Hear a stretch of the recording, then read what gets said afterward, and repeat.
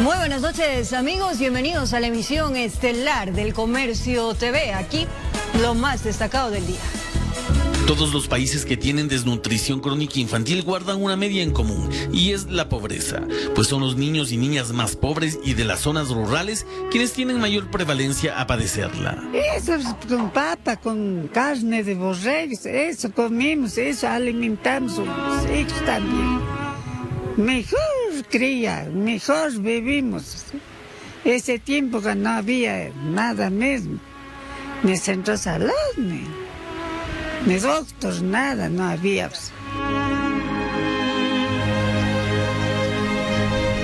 A pesar de que la tierra nos brinda la mayor parte de alimentos, la desnutrición infantil en zonas rurales tiene cifras alarmantes. Más adelante, una segunda entrega de nuestro reportaje especial.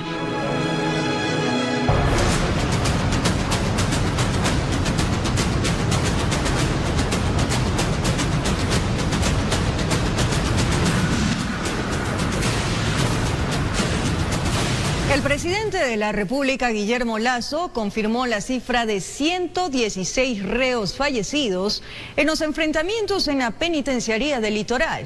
Además, declaró el estado de excepción en el sistema carcelario del Ecuador, mismo que durará 60 días.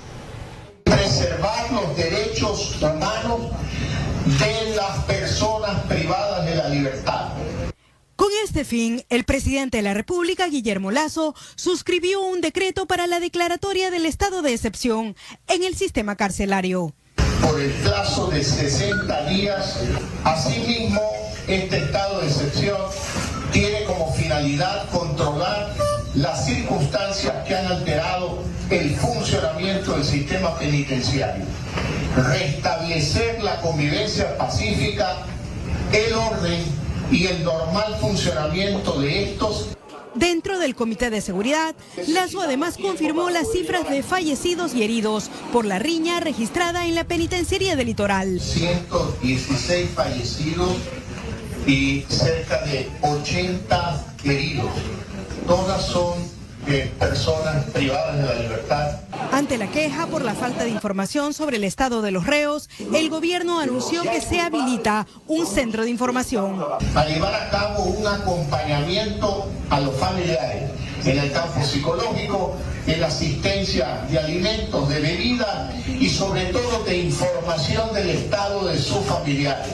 Por eso se ha habilitado en el Parque Los Amanes, en el Coliseo Abel Gilbert, un centro donde pueden ir los familiares. En respuesta a la masacre registrada en la penitenciaría del Litoral, el gobierno también se comprometió a entregar recursos económicos para mejorar la seguridad de los correccionales. Pero demanda recursos por cerca de 24 millones de dólares. Me comprometo con el director de la SNAE que él va a tener esos recursos en el momento que sean necesarios para pagar a los proveedores de la tecnología y de todas las obras civiles que se llevarán a cabo en la penitenciaría del Litoral.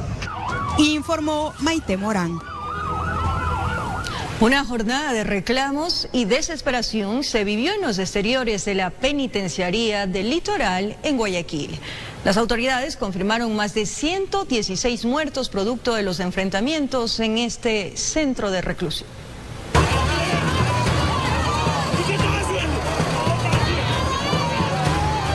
Así se vivió el ambiente durante la mañana de este martes en plena vía a Daule. Familiares de los privados de libertad exigían tener información sobre ellos o que alguien les proporcione una versión oficial. Mi hijo también está herido y está ahí al 5. Estamos desde ayer esperando una información, no hay nada. Yo tengo fe en Dios que mi hijo está vivo, mi hijo está vivo, mi hijo está vivo.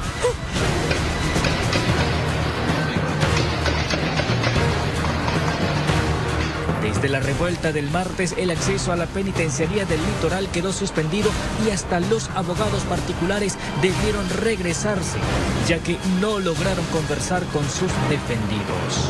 Cumplió ya su condena el día de ayer. A nadie le dieron la libertad. Ya está contra la voluntad del señor Mientras tanto, los vehículos de medicina legal continuaban ingresando al centro carcelario. Hasta esos instantes, la cifra hablaba de un total de 30 muertos. Sin embargo, después del mediodía se confirmó que en realidad eran más de 100 fallecidos. Es que el asunto es que están adentro y tienen que ingresar nuestro personal a verificar. Pero esas respuestas no fueron suficientes para el desesperado grupo de familiares que buscaba saber más. Querían listas con nombres para estar atentos y conocer si era necesario quedarse allí, regresar tranquilos a casa o, en el peor de los casos, ganar tiempo visitando la morgue. El enfrentamiento fue entre el pabellón 9 y 8 contra el 5, pero también existe en el pabellón 6. De verdad que no lo dicen nada. Yo todas de las 8 de la noche buscando a mi hermano hospital. Y aquí hay herido, que los días aquí está su familiar herido. Los ánimos crecieron. Personal militar debió colaborar con una tanqueta para resguardar el ingreso de la penitenciaría. Minutos después optaron por cerrar la vía a Daule en busca de exigir mayor información sobre los reos. Sin embargo, los uniformados lograron controlar la situación en pocos minutos. Informó José Morales. Inició el proceso de reconocimiento de los más de 116 reos asesinados en la penitenciaría del Litoral.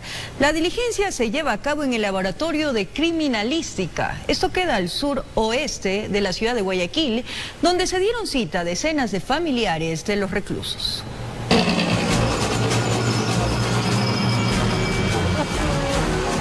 Tristeza, dolor fueron los sentimientos que se apoderaron del ambiente en el Laboratorio de Criminalística en el suroeste de Guayaquil. Decenas de familiares de los más de 100 reos asesinados cruelmente en la penitenciaría se dieron cita en el lugar desde tempranas horas. Necesitaban conocer si sus seres queridos formaban parte de la lista de víctimas mortales. Espero que mi hijo no se encuentre aquí. Yo lo que quiero es encontrarle, como sea, quiero verle hoy día. No saben nada todavía de los familiares, si están heridos, están muertos, no saben nada todavía. ¿Qué sospechan que él está acá? Porque nos llamaron que estaba muerto. ¿Quién lo llamó? Uno de allá adentro. Viendo las noticias que me dijeron de un hijo mío, pues dicen que ayer en ese programa que hubo esa balacera, dicen que lo han muerto, pero no se sabe. Luego de más de 6 horas, la Policía Nacional dio a conocer los nombres de los pocos fallecidos que hasta ese momento habían sido identificados. De adentro mismo me dijeron que no pudieron ayudarlo a mi marido, no pudieron ayudarlo. ¿Cómo lo asesinaron? Me lo degollaron. Hay videos que están circulando y lo identifiqué, es de mi marido. Detrás de ello hay familias. Hay una madre que llora, hermanos preocupados por saber. Durante el proceso de reconocimiento de las víctimas, varios vehículos de medicina legal salieron desde el sitio con dirección a la penitenciaría para, aparentemente, levantar más cadáveres. Informó Jorge Salazar. Cambiamos de tema. 2 presuntos agentes metropolitanos de tránsito fueron denunciados por el robo de pertenencias de un conductor. El hecho se registró en el sur de Quito. El afectado fue sorprendido cuando llegaba a su casa. A veces resulta difícil creer lo que grabaron las cámaras de videovigilancia. En acción aparecen 2 supuestos agentes metropolitanos de tránsito a bordo de una motocicleta. Según el denunciante, lo siguieron desde la tribuna del sur cuando estacionaba para abrir el garaje. Le sorprendieron pidiendo documentos. Porque yo les veo que son uniformados, que están con la moto de la institución. Tienen los cascos de la institución. Como no había nada de malo, circulaba con los papeles en regla, entregó la matrícula y licencia. Los presuntos agentes empezaron a indagarlo, incluso le dijeron que tenían que hacerle la prueba de alcoholemia. A nada se opuso, pero cuando parecía que todo salía bien y con la seguridad que estaba custodiado por 2 uniformados de tránsito, se vino lo sorprendente, lo inimaginable.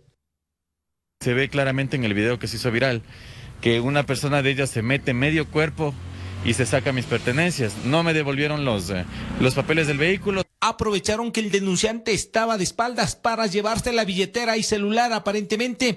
En cuestión de segundos terminaron con el operativo, tenían prisa por irse y se fueron sin dar explicaciones. Yo me doy cuenta a lo que el señor ya se dirige la moto, porque ya querían huir. Cuando mi teléfono es en la parte de atrás, se nota la cámara del teléfono. Y yo le digo, hey, devuélveme el teléfono. Y entonces ahí los señores se dieron a la fuga. Solo y algo desorientado intentó seguirlos, pero los presuntos agentes desaparecieron en la oscuridad de la madrugada. Se llevaron todos los papeles. Los señores se encuentran en la zona centro, ya están identificados, supuestamente en la agencia, pero a mí no me quieren dar los nombres del señor para yo poner la denuncia directamente a ellos. Me indicaron también que esa falta no es tan grave para separarles de la institución. La MT, mediante un comunicado, señaló que se encuentra indagando el material audiovisual, esto a fin de determinar si los sujetos uniformados pertenecen o no a la institución. En Quito informó Iván Casamen. Un ciudadano de 21 años fue asesinado la madrugada de este miércoles en el cantón La Libertad. La víctima recibió los impactos de bala dentro del vehículo en el que se transportaba. La madrugada de este miércoles se registró un nuevo caso de sicariato en el sector Santa Paula del cantón La Libertad. La víctima fue identificada como José Gregorio Sánchez Álvarez, quien se encontraba dentro de un vehículo acompañado de una mujer, la misma que resultó con heridas y fue llevada hasta una casa de salud cercana. Supuestamente dicen que a la chica la llevaron al hospital también herida. Supuestamente, no puedo decir... ¿Usted lo vio en el carro ya? Al chico sí lo vi en el carro, pero tampoco lo conozco al muchacho. Yo vivo aquí en Santa Paula, pero no conozco a todos los moradores de Santa Paula. Moradores del sector se alarmaron cuando escucharon las detonaciones. Yo escuché 5 disparos y de ahí salí, pero a mí me dio miedo, porque como por estos lados siempre roban, ¿no verdad? Entonces me dio miedo, pero ya al escuchar los gritos salimos con toda la familia de al frente y todos nos venimos a ver, pero ahí me acerqué al carro y ahí vi al chico ya muerto, ensangrentada la cabeza. Agentes de la policía recopilaron las pericias para esclarecer este caso. A pesar de la insistencia, no se pudo obtener una versión policial. Sí, escuché el comentario que temprano han dando vuelta a 2 motos por aquí. Este asesinato aumenta los índices delincuenciales que se están presentando en los últimos meses en toda la península. Desde la provincia de Santa Elena, informó Darwin Villao. Un hombre que se encontraba realizando trabajos de pintura en el edificio Benalcázar 1000 cayó y quedó suspendido en el piso 15. Fue necesaria la presencia de uniformados del Cuerpo de Bomberos para rescatarlo. Se armó el alboroto, los gritos y la desesperación cuando la mesa conocida como andamio que utilizaba el maestro pintor se desarmó y él cayó al vacío. El obrero de la construcción estaba en el piso 18 y el accidente lo llevó en cuestión de segundos al 15. Ventajosamente tenía amarrado un cabo, lo que le salvó prácticamente la vida. Le rompió el andamio y se cayó, gracias a Dios, está bien. ¿Se quedó colgado? Se quedó colgado. Aunque la seguridad la tenía de forma casera, la cuerda prácticamente se convirtió en el ángel de la guarda del obrero de 27 años de edad. Los expertos estiman que el maestro pintor estaba a una altura de más o menos 55 metros, es decir, la vida le dio una segunda oportunidad y su destino todavía no estaba marcado con el pasaporte de la eternidad. Con este tipo de cuerda queda suspendido en la espalda, eso le ayuda a que no caiga hasta la parte inferior. A la emergencia llegaron miembros del Cuerpo de Bomberos, quienes aplicando técnicas especiales de rescate en altura y con cuerdas lograron salvar sano y salvo al obrero, quien resultó con policontusiones. Realizamos un sistema de recuperación y descenso con 2 líneas de seguridad para poder liberar la carga y poder descender a la persona hasta la parte inferior. En esta oportunidad más fue el susto, pero sí los rescatistas recomendaron que cuando se trabaja en alturas es necesario contar con implementos seguros y con asesoría de expertos para en caso de sufrir un accidente como el registrado en el edificio Benalcázar 1000 los riesgos sean mínimos. Este tipo de trabajos en altura lo realicen de una forma técnica. El hombre, con algunos golpes y leves fracturas, fue llevado a una casa de salud para la valoración médica. Nunca perdió el conocimiento. En esta ocasión volverá con los suyos para perderse en ese abrazo infinito de la felicidad de estar vivo. En Quito informó Iván Casamen.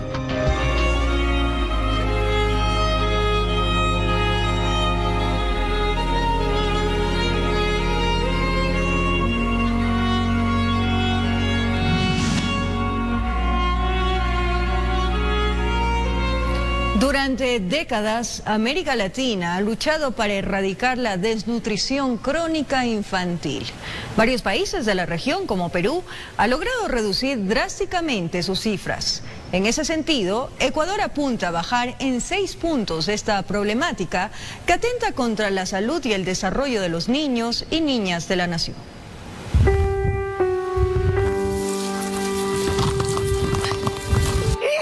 Con papa, con carne de borrego, eso comimos, eso alimentamos a los hijos también. Mejor cría, mejor vivimos.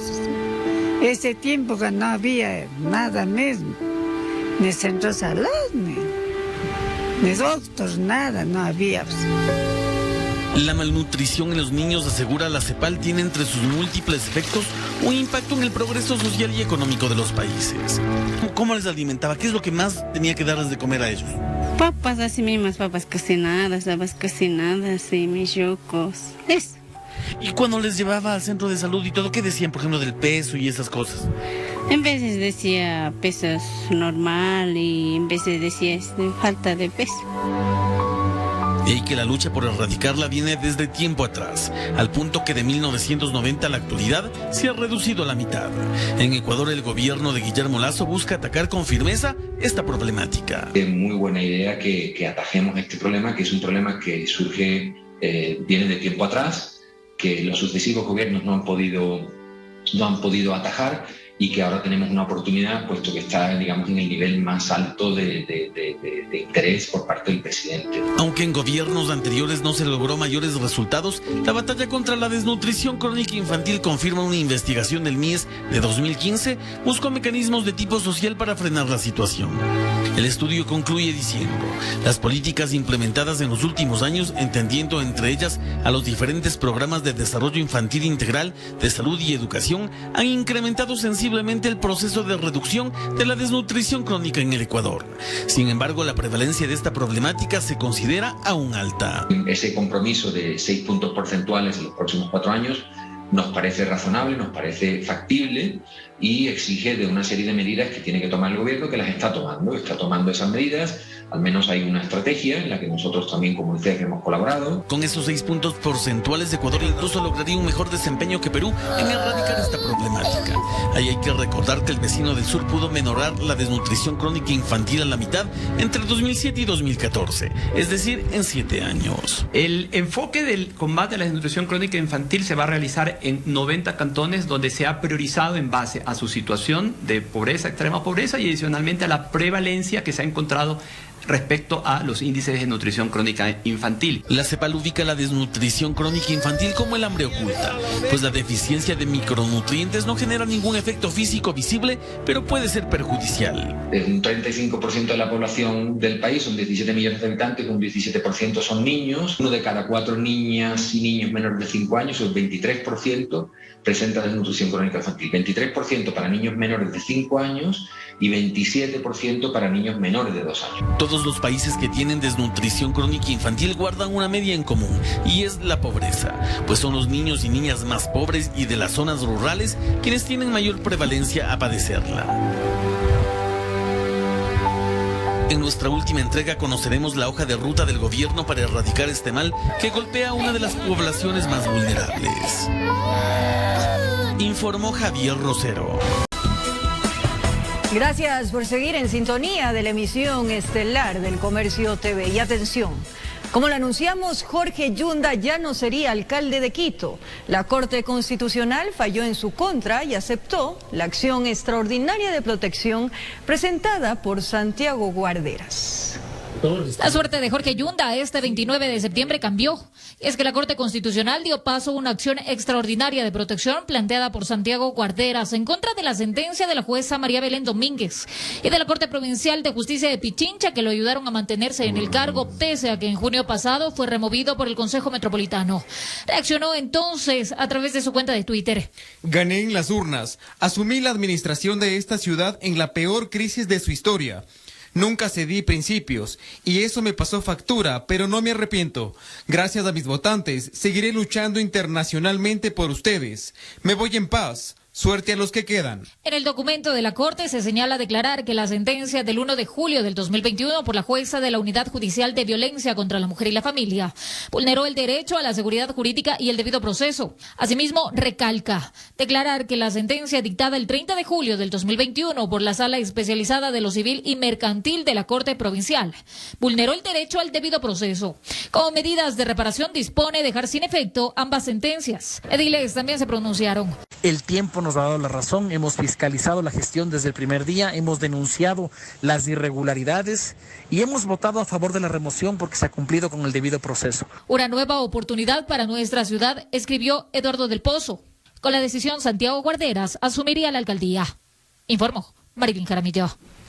El fiscal de Pichincha, Alberto Santillán, ratificó la acusación contra Jorge Yunda como autor mediato del supuesto delito de peculado por la compra de pruebas para COVID-19. Se habla de un perjuicio para el Estado ecuatoriano que supera los $2 millones. 14 personas son procesadas en el caso. Como un hecho sui generis arrancó la audiencia de juzgamiento por el presunto delito de peculado, en donde es procesado el alcalde de Quito, Jorge Yunda. Esto porque Felipe Rodríguez, abogado de uno de los 14 imputados, puso en conocimiento del tribunal que Carlos Carrión estaba asumiendo una defensa y también constaba como testigo, por lo que los magistrados, después de deliberarlo, señalaron de falta de ética y lealtad procesal, pidiéndole que abandone la sala, a pesar que Carrión se defendió. Superado este impasse, el fiscal de Pichincha, Alberto Santillán, en la teoría del caso, ratificó al burgomaestre como autor mediato, al entonces secretario de Salud Lenin Mantilla, como autor directo, a la actual secretaria Jimena Barca, de coautora, al igual que a la exfuncionaria municipal Linda Guamán. Yunda estuvo presente. Que triunfe la justicia, que nunca hicimos nada malo, nunca cometimos ningún delito de peculado. ¿Es político esto? 100%. ¿Qué es lo que se quería? ¿Destituirle, sacarle a Jorge Yunda? Bueno, el tema es que en este proceso penal no hay un solo elemento de prueba. A ellos se lo responsabiliza de peculado por la compra de 100.000 pruebas para COVID-19 el 16 de abril del 2020 por $4.200.000, de los cuales se habría pagado casi la mitad. Los cuestionamientos surgieron al señalar que la adquisición no correspondía con las especificaciones técnicas que se demandaba. No deberíamos estar juzgando las pruebas en base a comentarios académicos, periodísticos, sino lo que dice la autoridad competente, y en ese sentido se ha ratificado en que las pruebas tienen la sensibilidad adecuada y que son PCR. Entonces, ¿el error de dónde viene al calificarle estas como chimba? Del desconocimiento técnico. En realidad creo que la expectativa de todas las defensas técnicas es que se inicie un proceso orientado a descubrir la verdad, a que en realidad premie el derecho y no la política. Sin embargo, una reproducción del testimonio anticipado de Tanzia Lozada, especialista de la Universidad de las Américas, tras haberse efectuado 2 análisis por pedido de Linda Guamán, se habría llegado a la conclusión que esas pruebas no eran PCR, sino polimerasa isopollo RT-LAM, que a pesar de ser una nueva tecnología, no cumplían con los estándares a nivel mundial.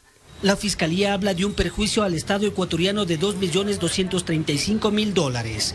La audiencia continuará este jueves y se estima se extienda un mes. Informó Héctor Romero. El Consejo de la Administración Legislativa CAL resolvió devolver al Ejecutivo el proyecto de ley denominado Creando Oportunidades. La decisión fue aprobada con 5 votos a favor. En concreto, la resolución planteada por el Consejo de Administración Legislativa fue la de no calificar el proyecto de ley para la creación de oportunidades, pues no cumpliría con las exigencias de ley para ser admitido como iniciativa económica urgente. Tendría que haber un proyecto económico urgente que tiene que ver con el tema tributario, con el tema económico estrictamente. catalogado como tal. Y otro tema que tenga que ver con elaborar con el COTAD, con otro tipo de normas ya en el trámite ordinario. De esa manera se buscaría consensuar con la resolución de hoy en la noche del CAL y con lo que vaya a presentar el presidente de la República. Los votos a favor para que el proyecto sea devuelto al Ejecutivo fueron de los legisladores Ronnie Aliaga, Johanna Moreira, Darwin Pereira y de la presidenta Guadalupe Llori, mientras que Virgilio Saquicela y Natalie Arias se pronunciaron por la calificación de la iniciativa. No existe bloqueo cuando la Asamblea Nacional le pide al presidente Guillermo Lasso que subsane estas observaciones que remiten este proyecto de resolución y que lo remita en el menor tiempo posible para nosotros poder debatirlo, pero un proyecto de ley que pueda cumplir con los requisitos formales que establece la ley, que pueda justamente tener el carácter de proyecto económico urgente que requiere la ciudadanía. Una vez el proyecto regrese al Ejecutivo, este deberá acoger las recomendaciones del CAL que merecieron el análisis de la Unidad Técnica Legislativa, con el fin de que sea calificado. Un argumento más del por qué no debe pasar esta ley. No solamente que están buscando reformar más de una veintena de leyes con esta ley, entre comillas, creando oportunidades. Con esta ley también están buscando reformar la Constitución. En potestad del presidente de la República estará enviar el proyecto con las subsanaciones de rigor o en su defecto tomar otras decisiones. Informó Javier Rosero. La constitucionalidad del proyecto de ley de oportunidades es uno de los temas en debate. Quienes la defienden consideran que la normativa cumple con todos los requisitos. La entrega del proyecto. Uno de los debates que genera la ley de oportunidades es si esta es constitucional o no. El principal análisis recae en la unidad de materia. Hay quienes defienden que existen antecedentes en las cuales la Corte Constitucional ha permitido que una ley trate varias materias, siempre y cuando tenga un hilo conductor. Se indicaba que el análisis es perfectamente procedente porque cuando un mismo concepto atraviesa varias leyes, es posible, sin violar la Constitución, es posible hacerlo. El gobierno de Guillermo Lasso sostiene que el hilo conductor de la ley de oportunidades es la generación de trabajo. 7 de cada 10 ecuatorianos hoy no tienen empleo en este país y necesitamos que exista un proyecto claro, directo, que le dé al país, a través de la legislación, respuesta a esas necesidades que tiene. El abogado Carlos Larco argumenta que hay que entender la normativa como algo integral. Si una de esas leyes se la saca del contexto del proyecto, ¿qué va a pasar? Que tendría que hacerse necesariamente una reforma a ese proyecto, a esa ley, con otro proyecto, ya no necesariamente económico urgente o tal vez económico urgente, pero por otra vía, más demora.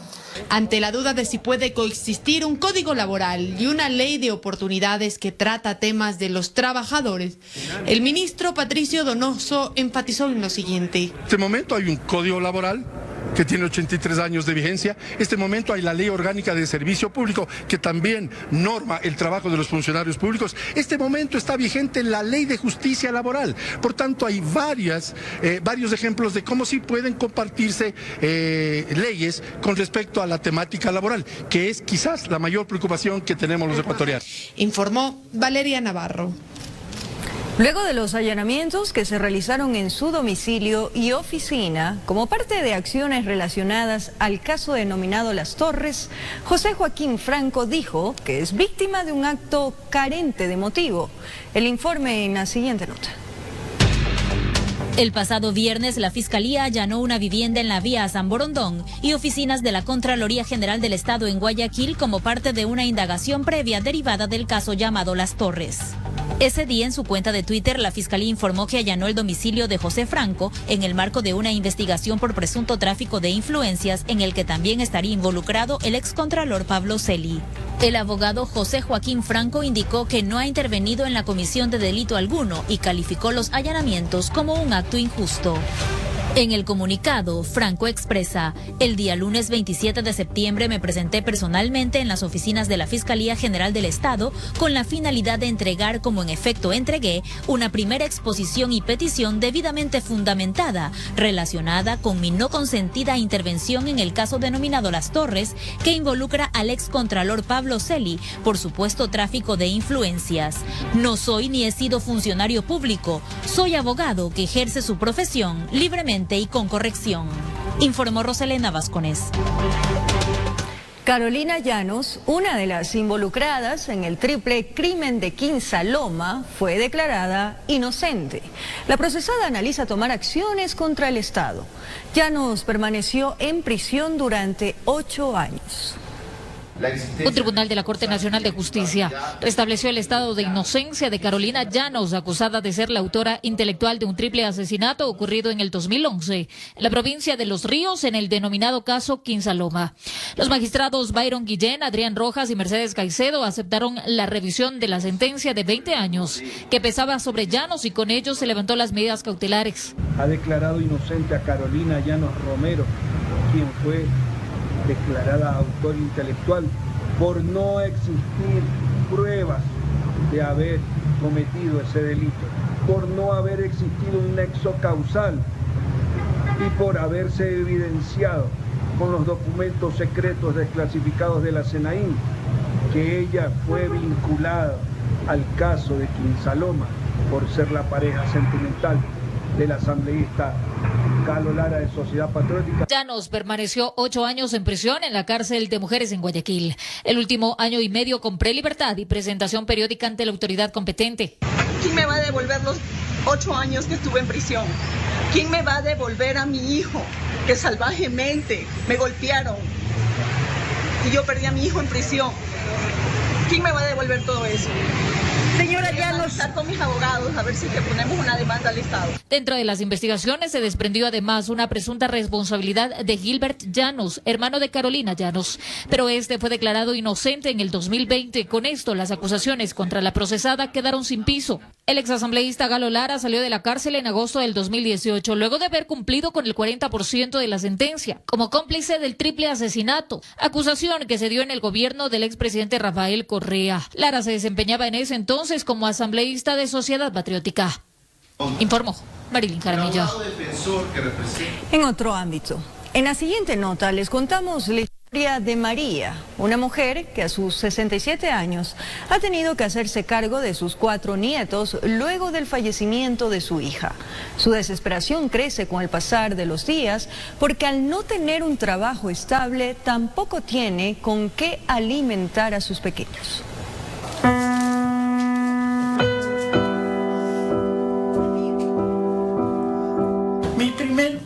Yo no pensé que ella me iba a dejar, yo pensé que ella me iba a enterar a mí, yo pensé que... Pero no fue así, yo quise y quería tenerle a mí aquí, que ella vea a sus hijos. Es el llanto de una madre que no comprende por qué la vida le arrebató a su hija de sus brazos. Desde hace exactamente 7 meses la pesadilla inició para esta familia y la preocupación de solo tener mote y papas para alimentar a sus pequeños nietos, a María le quitan el sueño. Estamos pasando una vida sin vida porque yo me preocupo por mis hijos al no tener un trabajo seguro, al no poder dar lo que ellos necesitan. Ellos ven a otras personas que tienen, ven a otros niños que tienen, que juegan. Entonces a mí me parte en el alma no poder dar. Y es que fue un cáncer de útero y posterior de ganglios que le arrebataron la vida a su hija de tan solo 38 años, quien dejó en la orfandad a estos 4 pequeños. Con ellos son en total 9 personas quienes tienen que acomodarse cada noche en estas 2 camas de fierros ya desgastados. Aquí tratan de conciliar el sueño, eso sí, solo cuando pueden. ¿Cómo se distribuye? En la cama más grande duermen toditos los niños. Y yo en la otra cama con mi mami. Mi sobrina, como ya es grande, él se acomoda con unas cobijas en el piso. Su único sustento es la venta de humitas. Los pocos dólares que consiguen los distribuyen en arriendo, medicinas y cuando alcanza, solo cuando alcanza, en algo de comida. Mi sobrino tiene una vecina que Le conoció a mi hermana, entonces ella le regala, así de lo que ella no avanza a vender, le regala papitas, a veces ensaladita, y con eso nos acomodamos. Pero la angustia aumenta porque los pequeños cuentan solamente con un teléfono celular para recibir clases virtuales. Este lo usan entre todos, intentando no cruzarse los horarios. En ocasiones incluso algunos deben quedarse sin recibir su clase diaria. A veces le toca faltar a uno. A veces solo le rogamos a la señorita que nos manden los deberes para que ellos, que se igualen, para que no pierdan las tareas. Eso sumado a que una de las menores padece problemas de epilepsia y otro menor problemas de audición.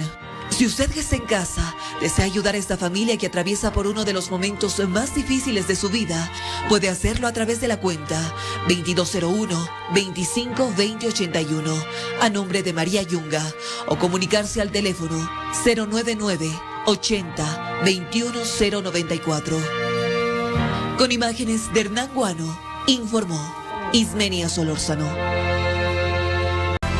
Y con esto nos despedimos, amigos. Es momento de descansar. Gracias por su compañía y fiel, sobre todo sintonía. Les agradecemos por eso siempre cada noche. Un abrazo grande.